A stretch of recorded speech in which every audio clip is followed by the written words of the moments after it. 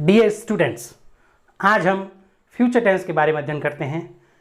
अभी तक हमने पास्ट टेंस के चारों एस्पेक्ट और प्रेजेंट टेंस के चारों एस्पेक्ट का अध्ययन कर लिया है। अब हम इस पीरियड में, इस वीडियो में हम कंप्लीट फ्यूचर टेंस के बारे में अध्ययन करते हैं। Let's get started. Future simple, इसे फ्यूचर इंडेफिनेट भी कहते हैं।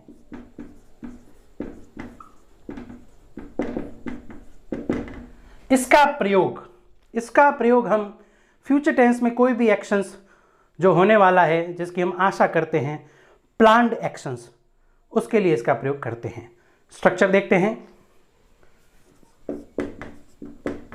Subject and then auxiliary verb, helping verb, will या शैल में से कोई एक, and then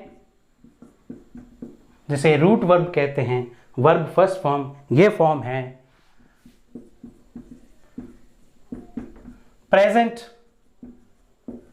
form of the verb.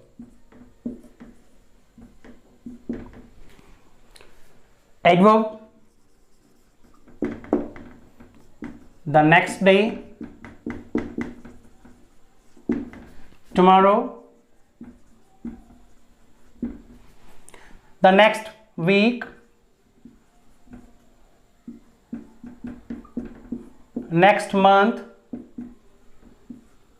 next year, और या कोई भी भविष्य की तारीख। उदाहरण के लिए अभी 2020 चल रहा है तो हम 2025 या कोई भी भविष्य की तारीख। Example, I shall go to Mumbai tomorrow. Will और shall, यह ऑक्सिलरी वर्ब फ्यूचर टेंस के चारों एस्पेक्ट्स में कार्य करेगी। कहाँ विल का यूज करना है और कहाँ shall का यूज करना है, यह हम पहले डिस्कस कर चुके हैं हमारे पिछले वीडियो में, फ्यूचर टाइम और टेंस। तो विद्यार्थियों, आपको इसे समझने के लिए इस चैनल की प्लेलिस्ट में जाना होगा और वो वीडियो देखना पड़ेगा कि कहाँ विल सहायक क्रिया का प्रयोग होता है और कहाँ शैल का प्रयोग होता है। Next, future continuous. Future continuous, या जिसे हम प्रोग्रेसिव भी कहते हैं।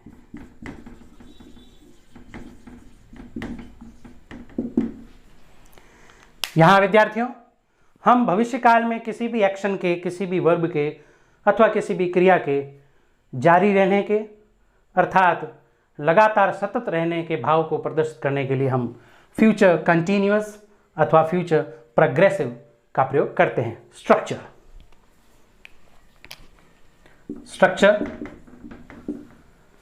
Subject and then auxiliary verb, once again will और शैल, ये चारों भागों में उपस्थित रहेगी और साथ में एडिशन वर्ब्स प्रयुक्त होती रहेगी। यहां B form and then V1 ing। V1 ing means present participle of the verb,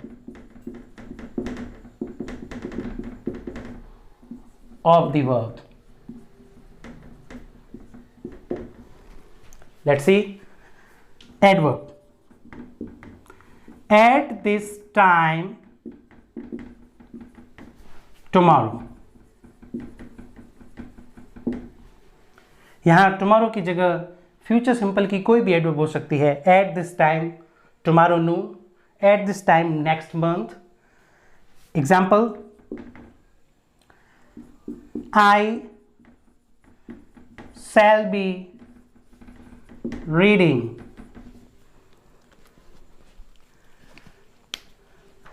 English at this time tomorrow।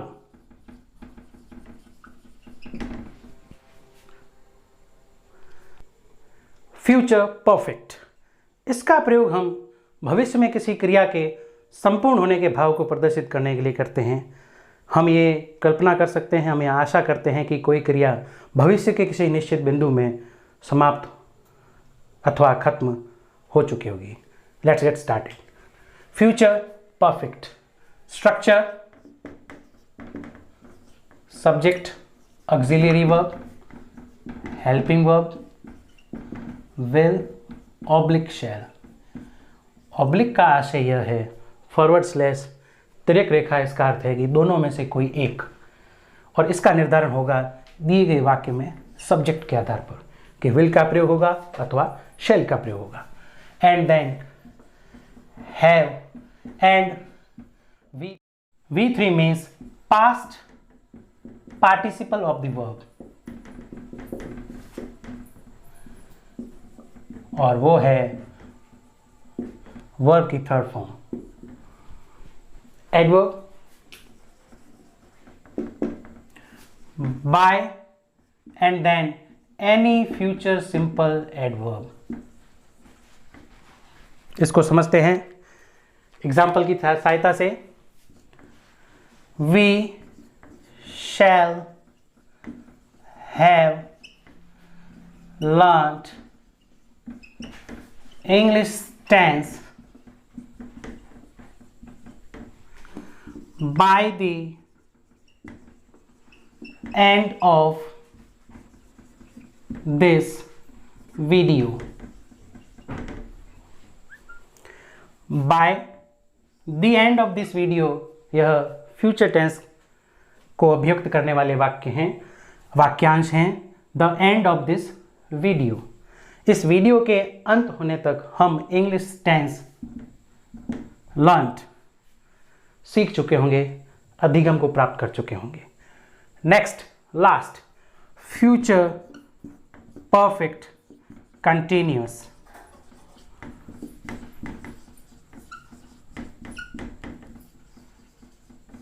Continuous structure subject and then will और शैल में से कोई एक auxiliary verb, helping verb, and then have been V1 ing, that means present participle form of the verb।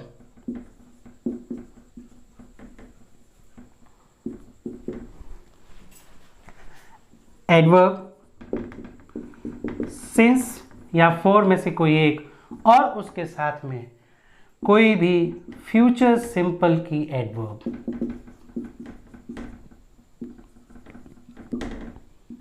यह होना अति आवश्यक है। Sentence we shall have been learning English tense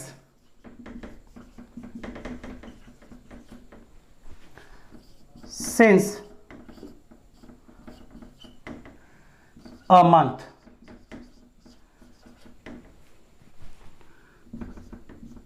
By tomorrow।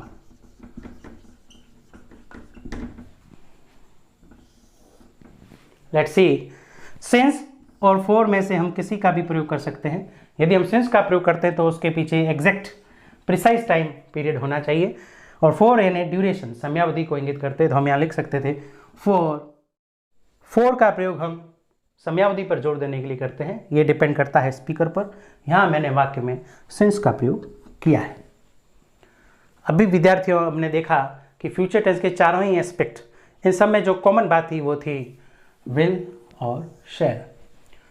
Future simple में only will and shell auxiliary verb, future continuous में B जुड़ गई, and then future perfect में हम देख रहे हैं हैव का एडिशन हुआ, और फ्यूचर परफेक्ट कंटिन्यूअस में हैव भी है, बीन भी है, and then present participle form of the verb. यहाँ देखते हैं परफेक्टनेस इंडिकेट हो रहा है हैव से, और साथ ही बीन से, continuousness present participle form of the verb से। विल एंड शैल मैं संक्षेप में बता दूं, यदि सब्जेक्ट आई और वी फर्स्ट पर्सन प्रोनाउन हो, आई सिंगुलर है और वी प्लूरल, वहाँ शैल का प्रयोग होता है, और अन्य सभी सब्जेक्ट के साथ विल ऑक्सिलरी वर्ब का प्रयोग होता है। फ्यूचर टेंस का यह अंक समाप्त हुआ। धन्यवाद।